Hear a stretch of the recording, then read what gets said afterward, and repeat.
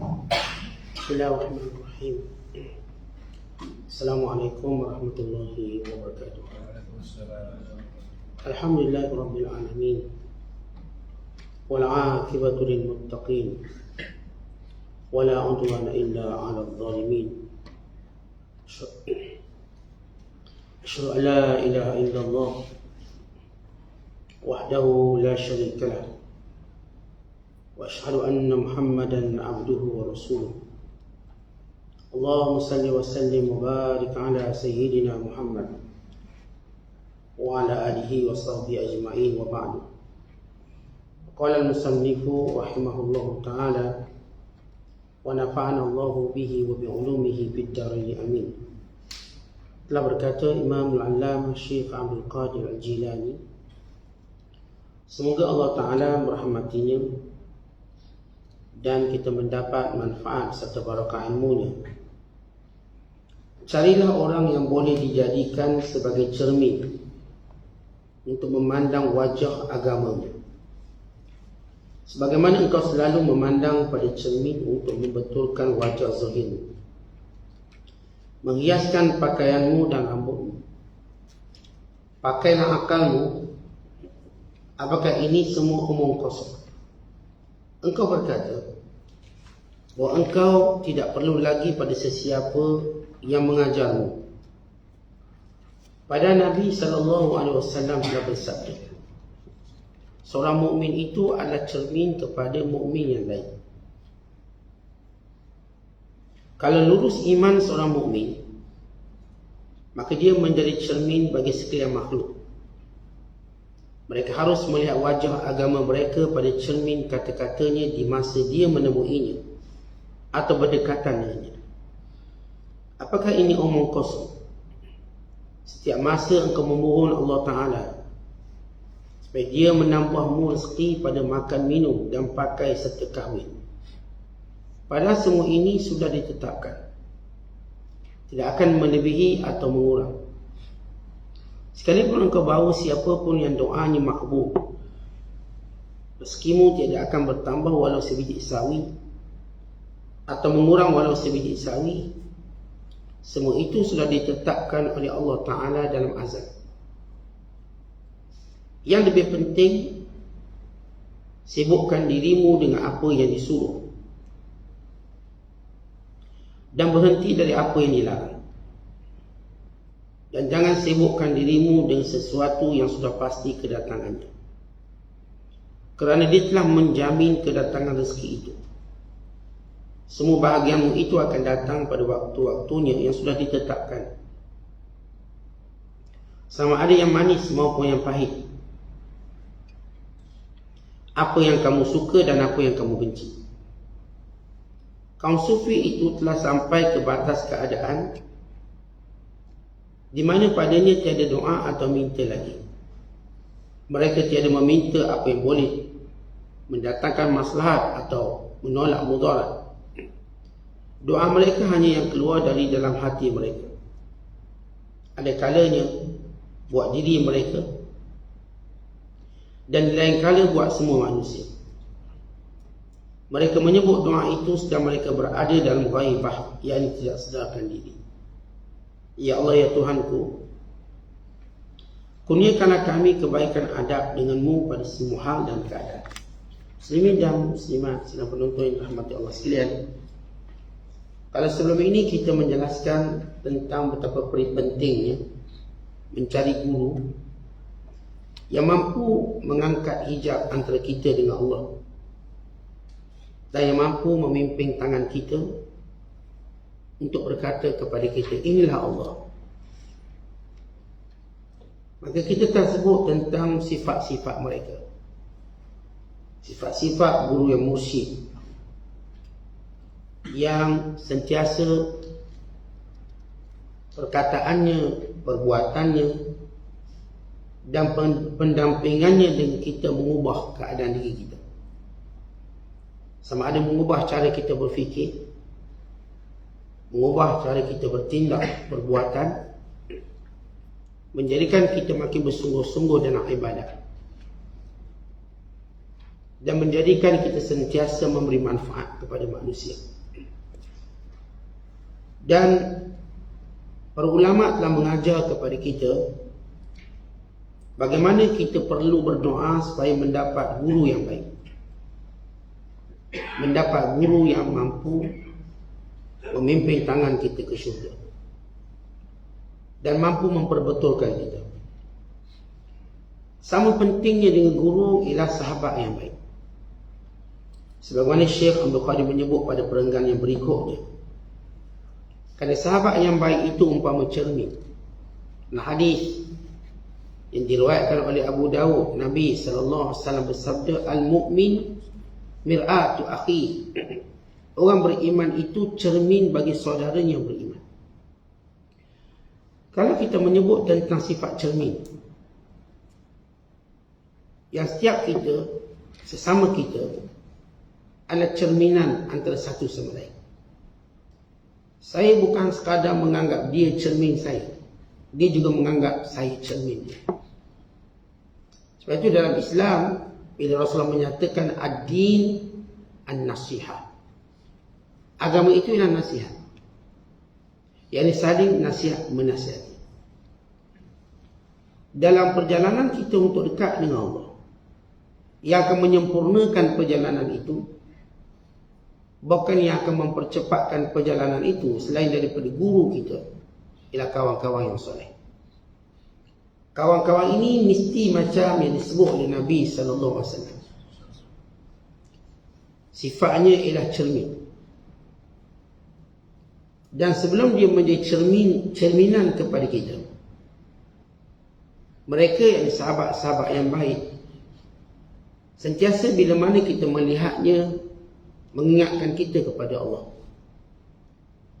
Senantiasa bila mana kita berbicara, kita saling mendapat manfaat dan bertambah ilmu kita. Dan bila mana kita melihat amalannya, maka mengingatkan kita kepada perlu menambahkan amalan akhirat. Kalau kita lihat sifat cermin yang disebut oleh Rasulullah, kena cari kawan macam cermin. Macam cermin ni ada 3 benda penting yang kita tahu.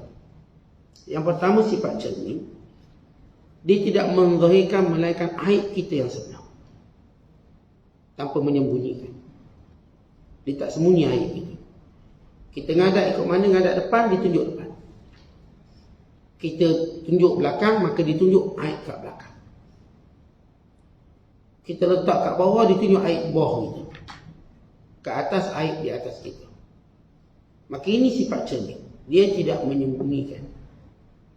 Bila mana kita ada sahabat-sahabat yang baik, yang tidak pernah menyembunyikan apa yang menjadi kecacatan kita, bila antara kita dengan dia, tapi bila mana dia bersama orang lain, dia menyembunyikan kecacatan kita. Dia tak akan. Cermin, kalau orang lain tengok cermin untuk melihat keaiban orang lain, tak boleh. Cermin hanya menzahirkan keaiban orang yang berada di hadapannya. Maknanya kawan yang baik, yang kerjanya seperti cermin, dia cuma tunjuk keaiban kita depan kita. Dia tak akan tunjuk keaiban kita belakang kita. Kerana yang tunjuk keaiban kita belakang kita itu bukan kawan, itu munafik. Kerana orang beriman itu menyembunyikan keaiban saudara. Manakala orang munafik, dia mendedahkan keaiban saudara. Maka sifat kedua cermin, tadi kita sebut sifat cermin pertama, ialah dia zahirkan apa yang jadi keaiban kita. Dan sifat yang kedua, bila kita sebut orang beriman cermin, siapa pun yang bila mana melihat cermin dan dia nampak kekurangan, dia akan cepat memperbaikinya. Kita tengok cermin, tengok ada misalnya terconteng kat sini, cepatlah kita ulak. Ada makanan kat sini, kita pun tanggalkan. Tengok cermin hitam sikit, kita cepat putihkan balik. Tengok orang yang melihat cermin itu sendiri pun, tadi kita sebut sifat cermin. Orang melihat cermin itu sendiri, kalau dia nampak cacat, maka dia cepatlah baiki. Maka tak guna kita tengok cermin, lepas nampak segala keaiban, kita pun diam diri. Kita akan baiki. Dan yang ketiga, kata ulama, cermin dia tak akan membesarkan yang kecil atau yang mengecilkan yang besar. Dia bercakap dengan standard dia. Artinya kita ni boleh nasihat kawan kita sebagai cermin. Janganlah besarkan benda yang kecil. Kalau kecil tu maka kecil lah. Kalau besar maka besar lah. Supaya kita tahu yang ni penting, yang ni taklah penting sangat, cuma nak beritahu dia. Yang menjadi masalahnya bila sifat cermin tadi dicuba membesarkan yang kecil. Jadi tak jadi cermin betul. Cermin ni kalau kita nak skala dia macam, ataupun kita katakan image dia, biar betul-betul macam kita ada. Tak nak image tu besar sangat, tak nak image tu kecil sangat, sebagaimana standard dia. Ini sifat orang beriman. Kita nak cari yang kita sebut as-suhbatus salihah, teman yang baik. Di antara teman yang baik tadi kita dah sebut bahawa kita saling memberi nasihat, menasihati antara satu sama lain. Dan bila mana perlu diberitahu keaiban, ia seperti cermin. Sifat saudara kita, bila dilihat cermin, maka dengan cepat kita lihat keaiban kita sebenar, dan dengan cepat kita memperbaikinya. Dan cermin tadi tidak menunjukkan kecacatan itu, melainkan dengan rupa bentuknya, tanpa menakut tambahkan, tanpa membesarkan dan sebagainya. Dalam Al-Quran bila Allah Ta'ala sebut antara kesempurnaan agama kita bila kawan yang soleh, dengan firmannya al-akhillau yawma'idin ba'duhum li ba'din aduun illa al-muttaqin. Kawan-kawan di dunia, orang-orang yang kita sayang di dunia, akhirat kelak jadi musuh, melainkan orang yang bertakwa. Jadi bila kita nak luruskan agama kita, nak luruskan iman kita, nak luruskan perjalanan hidup kita, kita memang perlukan kawan yang baik. Kalau kawan kita tak baik, kita bukan sekadar celaka di dunia, celaka akhirat. Diriwayatkan oleh Imam Al-Tha'labi radhiyallahu ta'ala anhu, kata dia, kisah dia mengisahkan antara dua orang beriman dengan dua orang kafir. Bila mati seorang beriman, seorang beriman mati, maka orang beriman ini akan berkata kepada Allah. Kalau orang beriman itu mati, dia sahabat, seorang pergi dulu, yang seorang lagi tinggal di dunia. Yang mati ini berkata, wahai Tuhanku, kawanku dulu di dunia, dialah yang sentiasa menyuruhku mentaati dan mentaati Rasul. Dia sentiasa menyuruhku melakukan kebaikan dan mencegahku melakukan kejahatan, dan memberitahuku bahawa satu hari nanti aku akan bertemu denganmu. Ya Allah, dengan sebab kebaikannya, jangan engkau sesatkan dia sesudah kematian. Engkau berilah petunjuk kepadanya sebagaimana engkau beri petunjuk kepadaku. Engkau muliakannya sebagaimana engkau muliakan aku. Ini orang beriman, tuan-tuan, bila kita memang bersahabat dengan dia kerana Allah, sungguh baik kita kerana Allah. Dia pun mati dulu. Maka bila dia mati dulu, maka Allah berilah segala kebaikan pada dia sebab dia orang beriman. Maka antara perkara yang dia tak lupa lepas dia dapat kebaikan, dia teringat kawan dia. Dia teringat kawan, dia kata, ya Allah, aku ada teman di dunia, sebab dialah aku mentaati, kerana dialah aku mentaati Rasul. Dia sentiasa suruh aku benda baik, dia cegah aku buat benda jahat, dan dia memberitahu aku tentang pertemuan aku denganmu satu hari nanti. Kalau kita duduk dengan dia beritahu kita nanti akan mati, akan jumpa dengan Allah, amalan apa kita nak bawa. Itu kawan yang baik. Maka bila kawan ni mati, dia menyebut-nyebut kebaikan kawan dia setelah dia mendapat kebaikan. Dia kata, ya Allah, jangan kau sesatkan dia, jangan kau sesatkan dia sebagaimana kau tidak sesatkan aku. Berilah, biarlah kelangsungan hidayahnya berterusan sebagaimana kelangsungan hidayah yang kau berikan padaku. Ya Allah, muliakan kawan aku di dunia sebagaimana engkau muliakan aku di sini. Akhirnya kawan dia pula mati. Bila kawan yang mati, maka Allah Ta'ala menghimpunkan kedua-duanya. Lalu Allah Ta'ala berfirman, liyuthni kullu wahidin minkuma ala sahibi. Puji memujilah kamu antara berdua. Pujilah.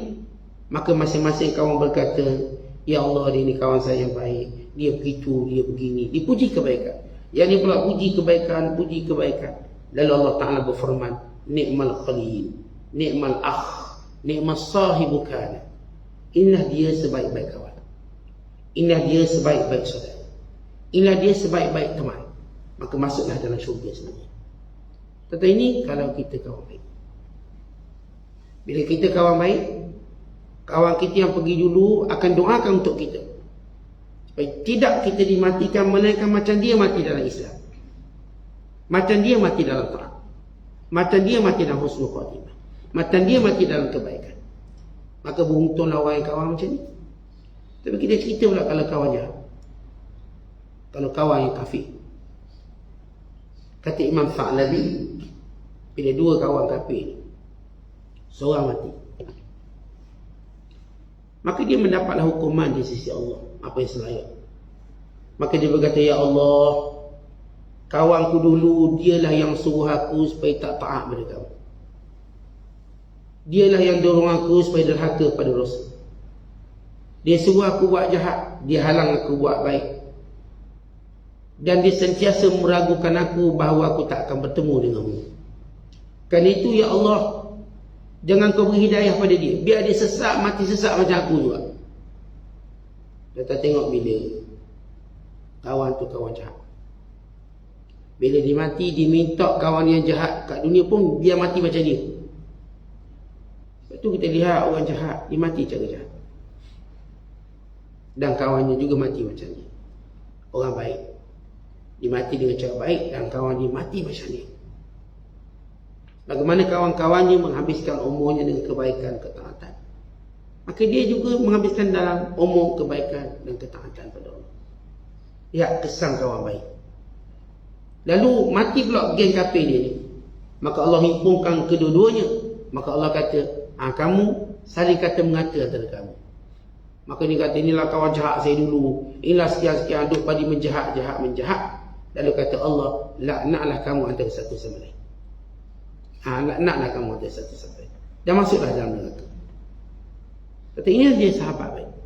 Makna katanya, kalau kita ada sahabat baik, dia bukan sekadar secara pertemuan kita sentiasa beri manfaat, memberi ilmu, memberi peringatan, memberi muhasabah, memberi hak persahabatan. Bahkan nanti kalau dia mati, dia akan doa lagi. Yang hidup doa yang mati, yang mati doa pada yang hidup. Kita yang hidup, kita akan doakan saudara kita yang mati. Moga Allah ampun, Allah rahmatnya. Tapi saudara kita yang mati juga mendoakan untuk kita. Ya Allah, Engkau beri hidayah pada dia, sebagaimana dia menjadi punca pada hidayahku. Ya Allah, Engkau berikan dia kebaikan, sebagaimana dia beri kebaikan kepada aku. Maka ini kita katakan saling memberi manfaat. Kata Salman Al-Farisi, teman yang baik itu seumpama dua tangan yang saling membasuh antara satu sama lain. Kita ni ada dua tangan. Bila kita basuh tangan, paling baik kita akan basuh ini. Tahu cara paling baik basuh tangan, bukan basuh sebelah kita basuh. Ini selak sini. Dua-dua berfungsi. Bila dua-dua berfungsi, begitulah sahabat.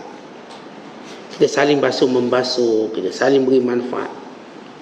Dan kata Salman Farisi, tidaklah dua sahabat ini bertemu, melainkan setiap orang berusaha untuk beri faedah pada saudaranya.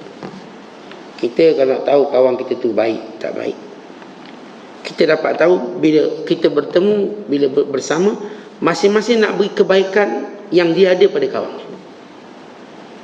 Wah, cerita duit ke, makanan ke, nasihat ke, ilmu ke, apa yang dia ada, dia berfikir nak beri pada kawan dia. Dan kawan yang baik juga, apa yang dia ada, dia pun nak beri pada kawan dia. Maka inilah kata Salman Farisi, kawan baik. Sebab itu kalau kita nak tengok, kita nak kaji, kita nak muhasabah tentang persahabatan kita. Apakah kita bila bertemu dengan sahabat, kita nak beri kebaikan pada dia? Kalau nak, berarti kita dah anggap dia sahabat kita. Dan orang yang kita bertemu pula, sahabat, dia juga berusaha untuk beri kebaikan, maka kita tahu dia juga sahabat kita. Maka ini dia persahabatan sebenar. Dia persahabatan sebenar bukanlah bertepuk sebelah tangan. Sahabat yang sebenar adalah bertepuk dua belah tangan. Kalau kita ada orang, kita ni banyak beri manfaat pada dia, tapi dia tak. Berarti dia tak menganggap kita bersahabat. Dia cuma mempergunakan kita. Dia bukan bersahabat dengan kita. Tuan-tuan, kalau kita, saya katakan, sentiasa cuba buat baik pada orang ni, tapi orang ni cuma ambil kebaikan kita tanpa berfikir membalasnya, walau dengan doa. Ada sahabat Muhajirin tanya Nabi SAW, "Ya Rasulullah, dia orang Ansar ni baik sangat, duk tolong kami macam-macam, kami tak mampu nak tolong apa, dan memang kami tak ada apa." Lalu kata Nabi SAW, "Doakan. Bila mana kamu doakan untuknya, kamu dapat pahala seperti dia." Maknanya dia dapat pahala sebab beri, kamu dapat pahala sebab doa. Artinya tak ada sebab untuk kita kata bahawa setiap orang tak boleh beri manfaat kerana berbeza darjat dan pangkat. Kita katakan tidak, boleh.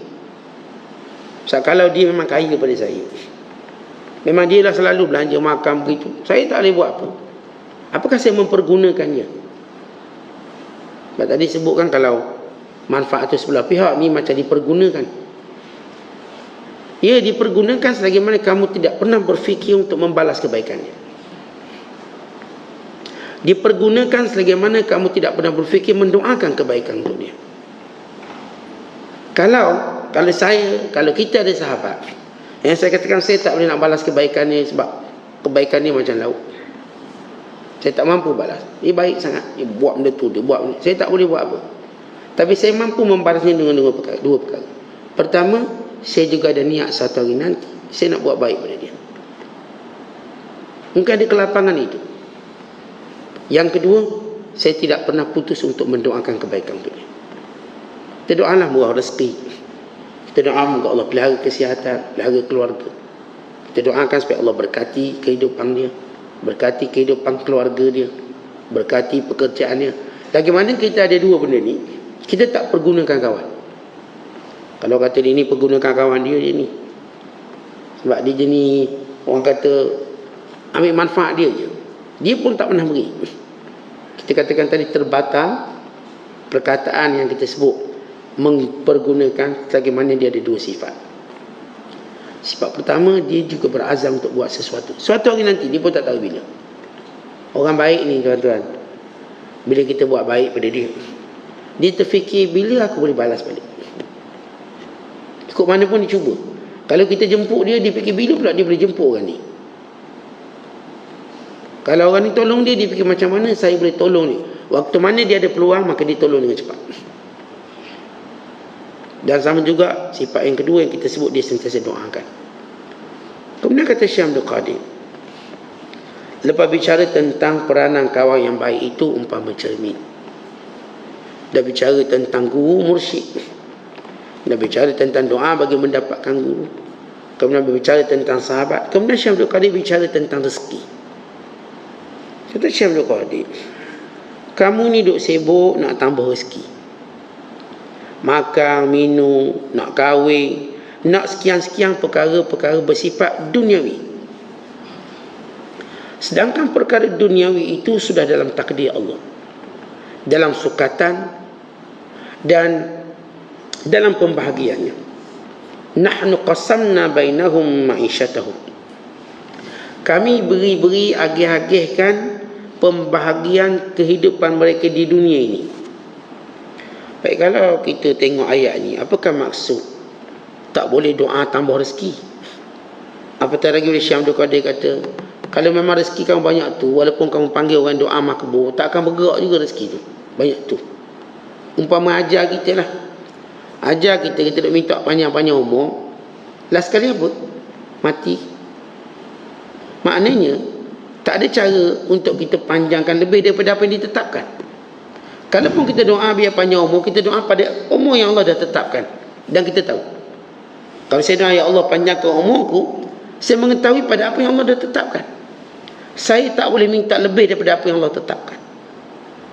Maka tak ada lagi orang doa panjang umur sampai sekarang tak mati-mati umur 2000 tahun, walaupun dipanggil Tok Wali doakan. Ada seorang hamba Allah kata, Saat saya amal satu doa panjang umur. Itu umur saya panjang sampai sekarang. Yang kita katakan umur tu panjang pada apa yang Allah dah kehendaki. Tapi sampai masanya awak mati juga. Sama juga rezeki. Saat saya doa ni rezeki saya bertambah. Betul. Tapi pada apa yang telah Allah kehendaki, dia tak kaji lebih. Baik, kenapa Syekh Abdul Qadir bicarakan tentang jangan terlalu melampau dan hal rezeki, hal duniawi? Sebab kita ada kerja yang lebih penting, iaitu hal ukhrawi. Tetapi bila kita tengok seorang tu, dia buat kerja yang tak berapa penting, melampau-lampau, sehingga mengabaikan yang penting, maka kita katakan dia orang yang tidak bijak. Anak kita tengok main bola sungguh-sungguh. Kita dah main bola. Bukan kamu boleh makan bola tu pun, main-main tu. Ataupun dia main bola sungguh-sungguh. Bukan boleh jadi pemain antarabangsa pun, kita kata. Sebab dia terlalu melampau daripada waktu yang sepatutnya. Kita duk cari rezeki sampai tak semayang bang. Bukan jadi banyak pun sebab kamu tak semayang tu. Sebab bila duk cari rezeki tadi, maka masa dia dengan Tuhan, masa dia dengan agama, masa dia dengan akhirat berkurangan teruk, drastik. Dia kerja siang, malam, pagi, petang. Orang lain duk sibuk untuk semayang, dia sibuk cari duit lagi ni. Orang lain sibuk semayang jemaah, dia cari duit lagi. Kemudian doa pula biar murah rezeki. Sehingga dia lupa peranan utama dia untuk beribadat pada Allah. Tentang bila kita dapat bezakan, sebab orang beriman cara dia cari rezeki lain. Sebab itu kata Allah Ta'ala, afaman kana mu'minan kaman kana fasiqa la yastawu. Apakah sama orang beriman dengan orang fasik? Tak sama, kata Allah. Afanaj'alul muslimina kal mujrimin. Apakah orang beriman itu macam penjenayah, macam orang kafir? Tak sama. Kita bila bekerja, tujuan kita kerja apa dia? Syurga. Kita nak bekerja atas dunia ni, kita nak pahala atas kerja kita. Kita nak sebab kerja kita ni kita masuk syurga. Sebab kerja kita. Itu cara orang beriman berfikir. Kita tuan-tuan bila bekerja, kita bukan mengambil kira pendapatan besar, pendapatan kecil. Itu bukan perkiraan pertama kita. Perkiraan pertama kita halal ke haram. Tapi kalau orang kafir, yang dipikir tentang dakhluhu, pendapatan tu banyak ke sikit? Oh, ni gaji 80,000, boleh tak? Tak kira lah hanya orang tipu orang, scam orang. Asal gaji besar, tak kira kena dedahkan aurat ke, kena abaikan agama. Asal gaji besar, kita tuan-tuan orang beriman, bila kita kerja, penilaian utama kita bukanlah gaji besar. Penilaian utama kita ialah halal. Bila pekerjaan itu halal, maka pekerjaan itu jadi ibadat. Kalau pekerjaan itu haram, dia tak akan jadi ibadat. Dan bila pekerjaan itu halal, maka akan datang berkat. Dan bila mana kita dengan kerja yang halal, cuma sikit pendapatan, Allah perhala kita afiat dan kesihatan tubuh badan. Sikit je dapat, Ustaz ni 1,000 je dapat. Tapi halal, maka yang halal inilah punca Allah jaga kesihatan kamu. Allah jaga afiat diri kamu, agama kamu. Ada orang misalnya kerja dia buat baju, buat pakaian, tapi pakaian tu ikut spek orang lah, tak tutup aurat dan sebagainya pakaian. Maka dia mengambil sikap untuk tidak buat pakaian yang mendedahkan aurat, pakaian yang menutup aurat dia. Pakaian yang mendedahkan dia tak nak. Kita tahu ni pengantin, kita tahu pengantin dia pakai baju pengantin ni berjaring-jaring macam pukat ikan tu, yang nampakkan aurat. Sini pula nampak. Dia sebagai pelakon fashion, dia memang sikap saya takkan buat baju tu. Sebab saya tahu baju ni dipakai di luar, saya takkan buat. Kalau buat, saya akan buat baju tutup aurat. Masalah dia pakai tudung tak tudung, itu bukan saya buat tudung, tapi saya buat pakaian. Maka saya akan buat pakaian yang baik. Kalau jenis jual video, kerjanya jual VCD misalnya, maka dia nak jual cara yang baik. Dia jual VCD yang baik, yang halal, yang tidak ada maksiat di dalamnya, yang baik. Dia tak ambil yang cetak rompaknya. Kenapa dijaga agamanya? Orang macam tu macam tak insijam. Dia tak selari sebab CD mana di sini baik-baik Ustaz. Maka tinggalkan. Saya nak tinggalkan Ustaz, tapi nak tinggalkan kuliah Ustaz. Senang. Dia macam dilema. Kalau dengar kuliah, CD tak boleh jual. Sebab Ustaz kata tak jual CD. Untuk tu. Nak tinggal kuliah ke nak tinggal CD? Dia pun istiqarah, dia tinggalkan kuliah. Dia CD tak tinggal. Maka itu kerosakan diri dia. Kerana manusia bila dia ingin berubah, maka Allah Ta'ala akan jadikan dia berada dalam satu pilihan yang paling ketat dalam hidupnya. Ini peluang. Antara yang halal yang dijanjikan keberkatan, yang haram nikmat yang sementara.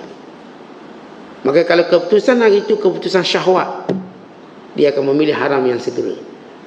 Akan tak dapat kebaikan yang bertambah, keberkatan. Tapi kalau dia fikir balik, tak apalah, saya berhenti.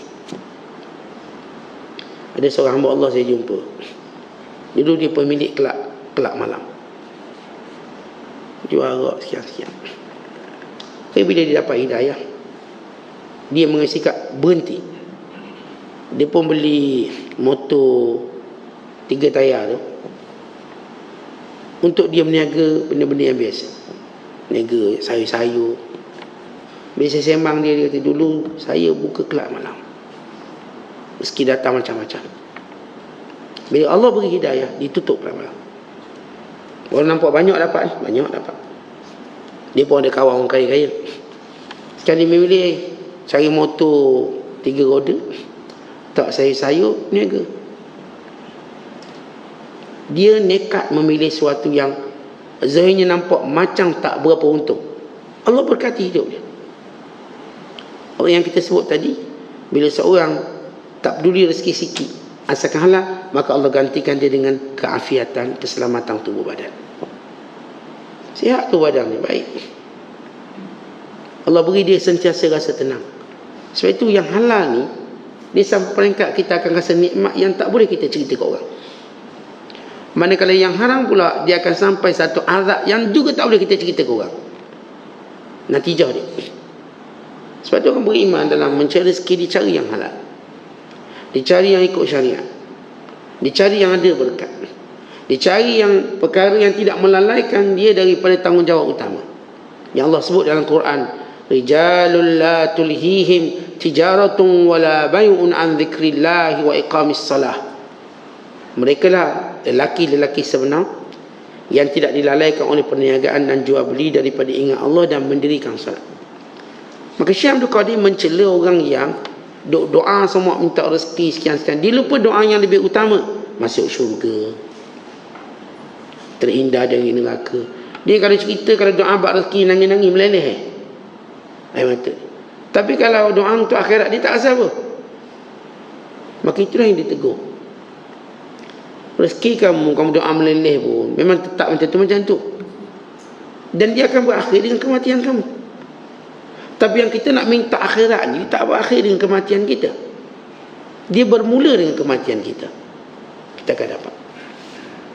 Yang kita nak minta dunia macam-macam, doa sana, minta ustaz tu, bukankah ia akan berakhir? Ustaz tak doa biar panjang umur. Walau dengan tok guru mana pun kamu minta panjang umur, bukankah hidup ni akan berakhir?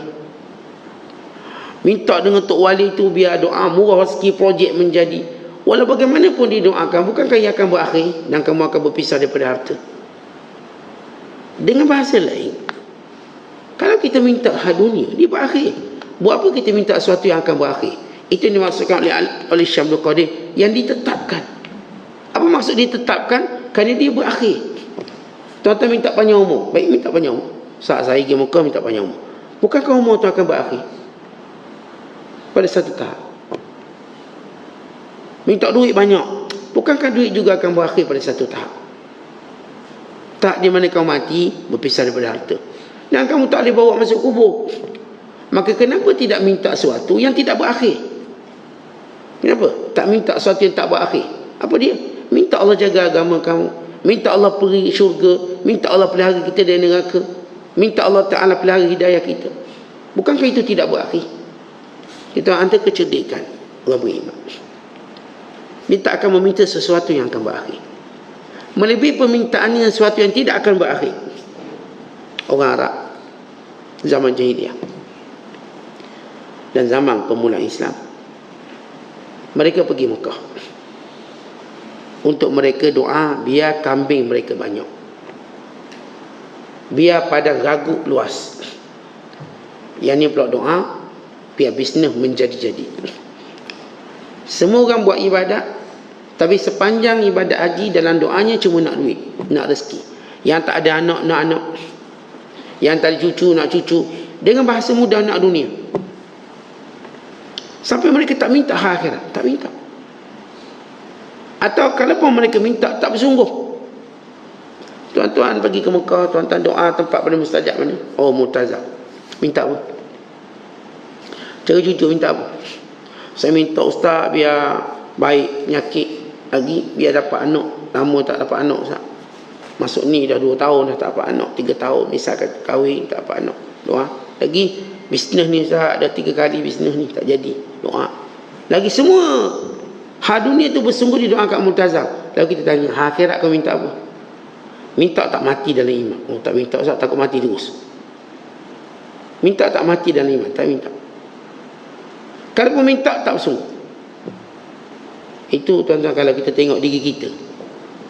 Dan kita tanyalah kawan-kawan rapat kita ni. Saja untuk muhasabah. Masuk Raudhah, masuk ke Arafah, doa. Minta apa? Tanya satu, minta apa? Yang kedua, yang paling bersungguh, minta apa? Pertama tanya minta apa? Yang kedua, paling bersungguh, minta apa? Dia pun kata kita minta macam-macam lah, dah doa mustajab. Tapi yang bersungguh sekali, saya doa biar partner saya tu, biar kawan saya tu, dia tak anaya saya. Itu je. Yang tu paling bersungguh, yang itulah. Sebab itu masalahnya. Kita lihat orang yang cuma melihat masalahnya cuma dunia. Tetapi masalah kita sebenarnya bukan dunia, akhirat. Esok ni dunia kan masalah. Masalah dunia dia cuma bersifat ujian. Macam mana berat pun masa dunia dia cuma ujian, dia akan berakhir. Tetapi masalah kita akhirat dia tak berakhir. Bahkan dia amat besar. Amat besar. Sebab itu setengah ulama kata, kalau aku dengan masuk api di dunia, aku tidak dianggap di akhirat, niscaya aku masuk dalam api dunia. Kalau dengan sebab aku masuk api dunia, aku tak kena azab akhirat. Kalau aku masuk api dunia ni, tak apalah. Dunia ni apa sangat. Tetapi kalau kita tengok masalah dunia kita, benarkah dunia ni masalah atau cuma ujian? Kita ada anak bini, kita ada suami. Ada orang kata, Ustaz, suami saya teruk. Suami saya bla bla bla bla bla. Berat sangat kan Ustaz? Berat Ustaz suami saya ni. Saya nak shopping tak boleh, nak balik kampung tak boleh. Berat dengan apa yang dia rasakan. Bila kita tengok dia, nikmat dia banyak dapat, tapi yang ni dia rasa besar. Kita kata apa yang awak alami itu cuma ujian. Sampai masa dia boleh berubah. Sampai masa dia boleh berubah. Dan sampai masa awak juga boleh berubah. Akhirnya yang dianggap sebagai masalah itu tak jadi masalah. Tapi bila orang tu gaji kecil, dia rasa tu masalah. Duk mengeluh tiap hari. Sampai peringkat dia mula belajar agama dekat, dia mula rasa gaji tu tak kecil lagi. Okey. Itu yang kita selalu sebut. Yang bukan nikmat yang kurang, tapi syukur kita yang kurang.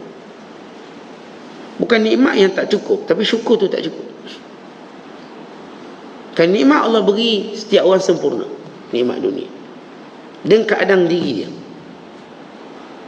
Bukan sempurna dengan banding orang lain, tak. Rezeki kita tak ada banding dengan orang lain. Rezeki saya tak ada banding dengan mak, dengan abu, dengan sekian-sekian. Tapi rezeki yang Allah beri pada dia cukup untuk saya. Rezeki yang Allah beri pada dia cukup untuk dia. Allah beri berbeza-beza rezeki. Kerana setiap orang berbeza-beza kecukupannya. Kita ambil contoh, tuan-tuan ada anak 3 orang. Si Abang Long ni berat 80 kilo. Angah ni mungkin berat dia baru 40 kilo. Si adik ni berat dia 15 kilo. Apakah dia makan makanan yang sama? Kuantiti yang sama? Mesti kita kata tak. Abang ni nak makan 3 pinggang. Sesuai dengan badan dia 80 kilo. Sebab 3 pinggang pun belum tentu dia kenyang. Si adik ni makan sepinggang setengah dah kenyang dah. Nak meletup perut. Yang ni pula dia makan separuh nasi, dah cukup. Berarti apakah ayah dia zalim? Bila membeza-bezakan bagi kuantiti makanan. Kita tak kata ayah dia zalim. Ayah dia bijak lah. Si adik ni nak pergi sekolah. Sekolah dia tak ada kantin sebab nama tadika. Dia tak akan mungkin bagi duit. Tak ada anak yang tadika. Tak bagi duit ke? Tak mungkin bagi duit. Budak 4 tahun takkan nak bagi duit sebab dia nak naik bas. Tak masuk akal. Kita hantar dia kat tadika. Dan kita dah bayar bulan-bulan tadika. Tadika tu dah siap makanan. Pagi, tengah hari. Kita tak mungkin bekalkan budak ni dengan duit. Sebab tak ada kantin untuk dia beli. Anak kedua pula pergi sekolah rendah. Kita tahu ada kantin. Tapi kita hantar dia. Kita pun bagilah ambil RM5 beli nasi lemak, beli air. Yang abang dia pula, dia pergi sendiri naik van, naik bas. Dan dia pula ada tuition lepas tu. Kita pun bagi dia RM15. Sebab dah kira tambah bas RM5. Ni nak makan sampai ke larut tuition tadi mungkin sampai RM10. Kita bagi dia RM15. Yang seorang lagi pula masuk universiti, duduk asrama. Kita pun bagi dia RM400. Sebab kita ambil kira dia duduk asrama, tak mungkin dia boleh minta duit kita tiap-tiap hari. Kita bagi sekaligus je sebulan. Dia belanja pandai-pandai lah dia belanja. Tapi amount dia RM400. Tetapi kan buat ayah ni tidak bijak atau tidak adil? Bijak lah, dia pandai. Demikian Allah diberi rezeki kita berbeza-beza. Kerana keperluan kita berbeza-beza. Maka kecukupan itu berlaku dengan syukur. Bukan kecukupan itu berlaku dengan ditambahnya rezeki. Sebab itu kalau kita nampak rezeki kita macam tak cukup, yang pertama perlu dirawat ialah syukurnya. Rawat yang tu dulu. Maka biar datang penambahan kerana syukur, bukan datang penambahan kerana cara lain. Kalau penambahan itu datang kerana syukur, maka Allah memberkati apa yang datang. Kalau penambang itu datang bukan kerana syukur, maka dia menjadi fitnah pada kehidupannya. Jadi kita dengar ada orang yang bila kaya terfitnah hidupnya. Sebab ia bukan bertambah kerana syukur, dia bertambah kerana jalan lain. Apakah ada jalan lain rezeki itu bertambah tanpa syukur? Ya, ada. Kita lihat orang-orang kafir, Allah tambahkan rezeki dia, tapi sebagai satu istidraj. Demikian Allah bagi kepada sebahagian orang yang beriman dengan istidraj. Akhirnya dia berbangga dengan maksiat dia untuk berterusan dia dalam kesesatan.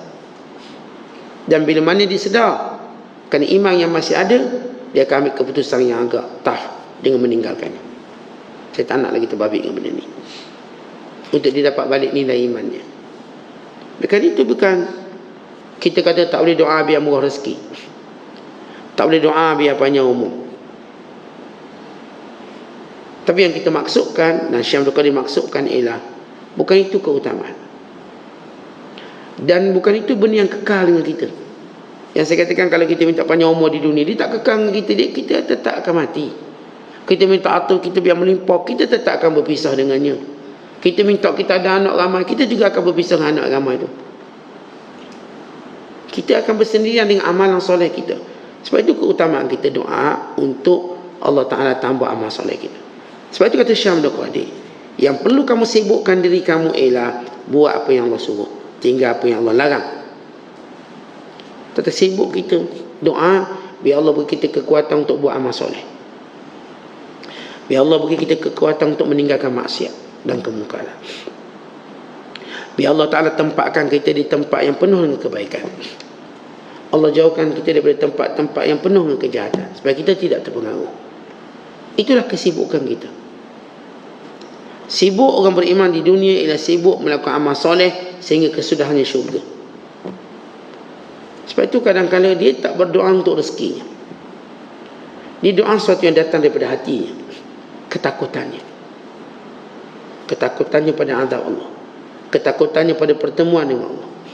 Kata ulama, ada dua benda yang aku paling takut. Yang pertama, ialah hari kematian. Apakah aku mati dari iman atau tidak? Itu aku takut. Itu doa husnul khatimah selalu. Yang kedua ialah waktu aku berdiri di hadapan Allah, waktu aku dihisap, apakah aku lolos, berjaya atau tidak. Ni doa yang aku pening ni. Ketika mana-mana saya duk fikir rezeki esok ni, rezeki lusa, rezeki itulah. Walhaq, tuan-tuan, benda tu tak berubah, dia akan tetap lalu macam biasa. Tapi yang kita nak minta akhirat, yang menjadi kebimbangan kita. Ini suatu benda yang besar. Sebab tu kata Syekh Abdul Qadir, orang-orang yang dekat dengan Allah, sebab mereka dia tak akan doakan tentang rezeki ni. Tak. Dan doanya banyak minta keampunan. Tuan-tuan tengok, saya selalu misalkan dan contoh. Betul, malam paling agung malam Lailatul Qadar. Dan malam paling mustajab doa. Ketika mana Aisyah berkata, ya Rasulullah, kalau aku bertemu dengan malam itu, maka apa yang aku nak doakan? Ini malam agung, malam turun malaikat, malam doa dia mustajab. Bila Aisyah tanya, apa yang aku nak doakan? Rasulullah kata, doakan semoga Allah beri keampunan. Nabi tak kata doakan biar kamu kaya raya, senang tak susah, tak payah minta duit orang. Doakan biar kamu ni bahagia dengan aku kat dunia ni, romantik sampai habis. Doakan supaya kamu beranak. Aisyah pula ada anak. Doakan biar beranak 10 orang, supaya ada keturunan aku. Nabi tak ajar pun yang tu. Di sebalik malam Lailatul Qadar yang agung, yang doa mustajab. Kita zaman dulu, zaman kecil-kecil, cari waktu Qadar. Tapi oleh sebab Tok Guru kita doa ajar, Tok Qadar malam mustajab. Doa apa? Doa biar lulus periksa. Jadi bangun doa lulus periksa je. Bangun malam Tok Qadar. Bangun je. Ya lulus periksa. Mudah-mudahan Tok Qadar. Esok bincang kawan-kawan. Tok Qadar tak salah. Kenapa? Aku dah doa lulus periksa. Nombor 1. Kerana kita tak tahu nilai sebenar. Sebab orang pun tak ajar kita. Lihat Rasulullah ajar pada Aisyah, nilai sebenar malam Lailatul Qadar minta ampun. Bukan minta rezeki, bukan. Bukan minta ada anak, bukan. Ketika mana Aisyah perlukan anak. Tuan-tuan tahu orang kalau kahwin, kalau tak dapat anak, memang dicari semua tempat mustajab untuk doa dapat anak. Tanya dia. Tanya orang yang berkahwin tak dapat anak. Apa yang dia buat? Saya doa semua, Mekah dah pergi dah. Tok Guru dah suruh Tok Guru doa. Bersungguh kita. Ya, kita tak kata salah atau berdosa. Tak, kita tak kata salah atau berdosa. Itu sebahagian ikhtiar dia. Tapi kita bertanya, apa sebenarnya lebih penting daripada anak atau keampunan Allah? Ini doa ni sungguh-sungguh untuk dapat anak, kononnya dia akan bahagia dengan suaminya. Bila dia dapat anak, tiba-tiba bercerai orang. Elok dulu ni tak ada anak. Okey, masa-masa doa anak ada anak. Kata dia dengan ada anak lah kami bawa bahagia, ikatan kasih sayang. Dia bercakap tak ikut fakta, cakap ikut suka dia. Kasih sayang dia ada nilai yang lain. Itu mungkin jadi nilai tambah, tapi bukan satu nilai yang mesti. Bukan. Kalau tidak, pasti kita tengok yang ada anak semua tak bercerai. Yang kita tengok yang ada anak bercerai. Maksudnya ia bukan satu nilai yang pasti dalam membahagikan rumah tangga. Ia cuma nilai tambahan. Nilai tambahan yang mungkin atau sebaliknya. Maka si hamba Allah berdua ni doa-doalah biar dapat anak. Sungguh-sungguh dia mendekatkan diri pada. Akhir dapat anak. Bila dia dapat anak, tak lama dia bercerai dua. Bercerai. Awak dulu kata sebab anak awak akan jadi lebih dekat. Tapi dia dapat anak awak bercerai pula kenapa? Lain perangai dia saat dia dapat anak. Lain pula. Itu belum cerita anak pula besar. Anak besar, dia kata nyesal aku dapat anak, tahu mati cepat bagus budak ni. Degil pula. Sebab itu nikmat dunia bukan keutamaan kita. Kerana dia akan berubah sifat dia. Kita nak nikmat akhirat yang tak berubah sifat, bukan semakin baik. Sekali tuan-tuan minta pekerjaan dunia, tuan-tuan kena tahu bahawa dia akan berubah sifat. Saya doa siang malam pagi petang nak jadi cikgu. Doa biar jadi cikgu. Dia kecil doa biar jadi cikgu. Masuk universiti, dia cikgu, pada cikgu berhenti cikgu. Berhenti. Doa tiap-tiap malam itu Qadar. Rupanya saat dia cikgu ni, saya lah cerita saya, tak sedap. Sebab saya kena cak jalan. Bukan mengajar. Saya kena buat kerja kerani. Malahlah saya. Berhentilah saya. Dan ni dia doa nak jadi cikgu. Lepas tu dia berhenti. Maksud apa? Waktu kita doakan untuk dapat dunia, hati-hati. Kerana sifatnya berubah. Tuan-tuan minta dunia, dia berubah. Kita minta, ya Allah, panjangkan umur aku. Betul panjang umur. Tapi menyusah. Menyusah kita. Kita jadi tua nak jalan tak larat. Tapi dah minta panjang umur, tak mati-mati. Dia susah kita pula nak sana tak boleh, nak duduk tak boleh lama. Sebab tua. Naik kereta tak boleh. Nak duduk sini tak boleh.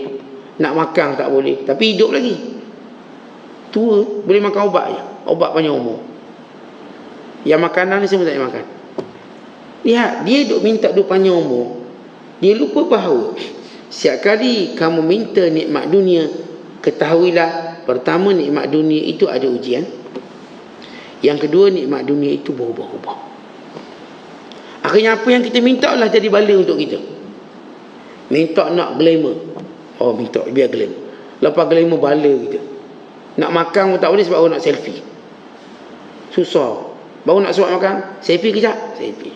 Nak suap lagi, selfie kejap. Baik, tak payah glamour. Akhirnya tak boleh makan kedai, kena makan kat rumah. Sebab apa? Glamour sangat. Ada seorang hamba Allah, dia ni glamour sangat. Dia ustaz, kalau dia mari kedai saya, memang dia tak boleh makan. Pak orang dah tunggu nak ambil gambar. Susah. Akhir-akhir makan kat rumah, senang. Ramai orang atas dunia ni minta glamour. Akhirnya bila sampai waktunya, dia benci pada glamour. Sebab itu kata ulama, asyuhratu samun qatilun. Glamour itu ialah racun yang membunuh. Pasal senang kita tak glamour, tak ada orang nak ambil gambar, tak ada orang nak berhentikan kita berjalan-jalan, tak ada orang nak sembang kita. Ni nak makan tak boleh kena sembang. Sebab apa? Glamour sangat. Ni nak tanya tu, nak tanya. Lepas tu kalau kita ada masalah, semua bercakap masalah kita. Sebab orang glamour. Orang tak glamour, mana ada orang bercakap masalah orang gila tu. Tapi kita ni masalah. Kita pakai baju pink pun orang bising. Kenapa dia pakai baju pink? Bising dia. Kita pakai kereta ni pun dia bising. Semua dia nak bising. Sebab orang glamour. Akhirnya ada satu rancangan khas, rancangan orang glamour, rancangan gosip. Semua cerita dia.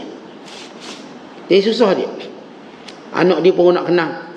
Dia terpaksa sorok anak dia. Tadi tengok dia 4 bulan boleh tengok. Anak kita tuan tiap-tiap hari orang boleh tengok. Tengok anak kita. Percuma. Anak dia kena air lah, itulah yang takut. Kita tak ada air, tengoklah anak tu. Sampai orang serabut tengok anak kita. Kita lihat beza kita dengan mereka. Maka kenapa kita nak minta glamour sampai anak pun kena sorok. Ketakutan kalau tengok anak nanti kena bertutur. Macam dia seorang ada anak. Orang lain okey je. Kenapa? Kerana dia kena penyakit glamour. Bila kena penyakit glamour, dia mula ada pantang yang tak disebut pantang. Tapi bagi dia, pantang. Dia tak boleh pakai baju keduk-keduk tu pantang. Kita boleh je pakai baju keduk, okey je keduk. Macam lawa pula keduk. Ini nak gosok, tak payah gosok tak apa. Seronok. Kenapa? Kita tidak terkena penyakit pantang larang glamour. Betul, orang paling glamour, dia paling banyak pantang larang dia. Dia macam orang baru beranak pantang larang dia, 44 hari. Jadi baik tak payah minta glamour. Kalau kita glamour yang Allah berikan pada kita. Maka bila glamour tu Allah beri pada kita tanpa kita minta, maka kita terselamat daripada fitnahnya. Dia masalahnya orang yang minta benda tu, maka dia tak selamat dari fitnah. Kan dia teruja. Dunia ni tuan-tuan, kalau kita dapat tanpa kita memohonnya dengan bersungguh-sungguh, duk rasa macam benda tu macam boleh bahagiakan kita, maka Allah beri dalam keadaan kita dibantu. Contoh, pangkat. Ada orang gila-gila doa nak pangkat. Bila mana dia dapat pangkat, Allah tak bantu dia sebab dia teruja nak pangkat. Apa yang berlaku, dia terfitnah dengan pangkat dia. Dah jadi ketua, rupanya untuk dia dijadikan mangsa maki hamun netizen. Belum jadi ketua tak kena maki. Baik, kalau sekiranya dia tak mahu pangkat, tiba Allah beri pangkat, maka Allah tolong dia untuk melaksanakan amanah. Sebab itu kita tak minta hak duniawi, melainkan dengan muhasabah diri. Tetapi bila kita nak minta dunia ni, muhasabah banyak sikit.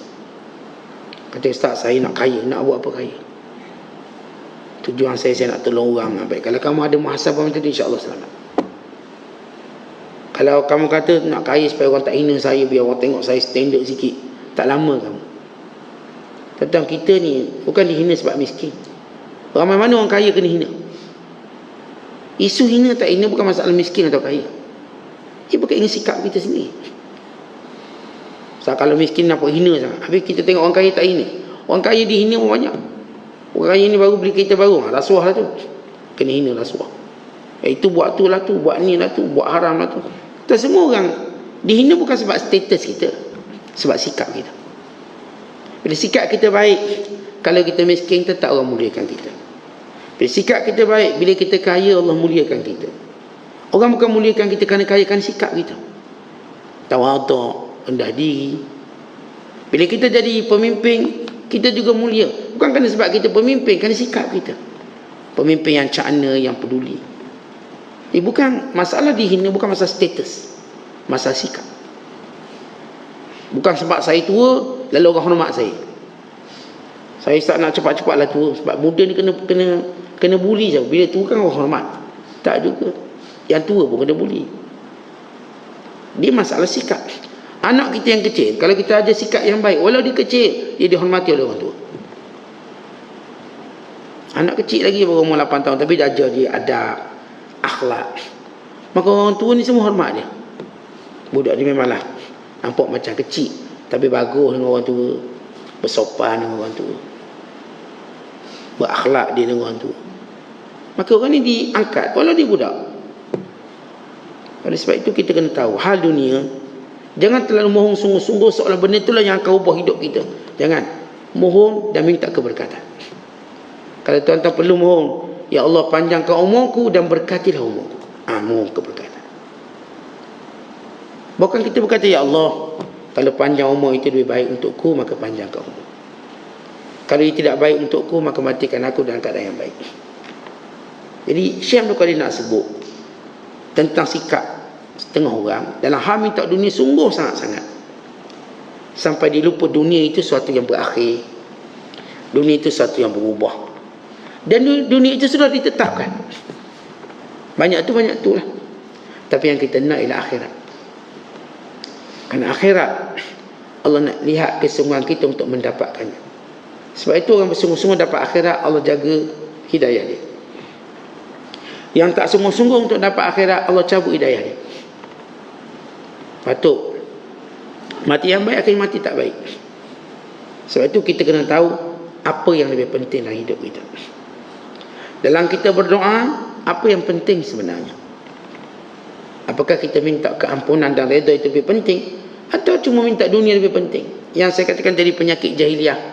Bila ke Mekah duk minta dunia belaka, bersungguh menangis meratakan dunia, tapi tidak bersungguh dan meratakan akhirat. Tak adalah menangis sebab minta ampun. Yang dia menangis sebab minta anak. Yang dia menangis sebab minta politik, minta jawatan. Yang menangis sebab nak harta. Untuk keampunan, untuk syurga, untuk neraka, dia tak nangis. Biasa-biasa je. Maka di situ kita lihat kesilapan kita. Sebab itu bila orang ni dia dapat dunia, maka dia terfitnah dengan dunianya. Maka dia tidak lagi mendekati pintu-pintu Allah Ta'ala. Dapat je dunia, dia makin jauh dari Allah. Maka kita tahu bahawa dia sedang mendapat dunia yang terfitnah. Orang bila dapat dunia, dia makin dekat dengan Allah. Kita tahu dia mendapat dunia yang menambahkan kebaikan akhirat. Dan ini dia kebaikan yang menjadi jambatan akhirat. Tapi kalau dapat dunia makin jauh dari Allah, kita tahu dia sedang terfitnah. Dan mungkin juga dia terkena istidraj. Mungkin juga. Maka kita kena ingatkan sahabat-sahabat kita, yang bila dia mendapat dunia, dia makin jauh dari Allah. Bimbanglah kan. Kita tak kata langsung, kita kata bimbanglah. Takut-takut itu istidraj yang boleh membinasakan akhirat kamu. Wallahu a'lam bissawab. Assalamualaikum warahmatullahi wabarakatuh.